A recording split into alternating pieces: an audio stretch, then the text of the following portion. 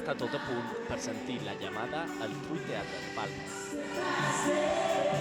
Cuenta la historia de María y Susana, que son dos chicas jóvenes de 17 años que van a un campamento de monjas, pero vamos, que a ellas lo de la religión les importa más bien poco. Ellas lo que quieren es escaparse al pueblo, ir a escuchar reggaetón, ir a conciertos. Lo hacemos, ya vemos, y luego podrás decir que solo es... La llamada va néixer com un musical underground fa 9 anys i des d'ençà no ha deixat de girar.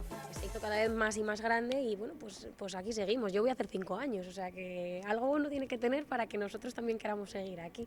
Nascuda a la ment de Los Javis, l'obra és un cant a la llibertat. Ensalza eso, la diversidad, la libertad y que cada uno haga lo que le dé la gana. Las ilusiones que uno pueda tener, si no hacen daño a nadie, pues venga. La búsqueda de uno mismo y la libertad propia que hay dentro de cada uno de nosotros y que nos cuesta a veces reconocerla y encontrarla, sobre todo. La llamada s'estrena a nit al Trull Teatre de Palma. Demà tindrà una nova oportunitat de gaudir-la.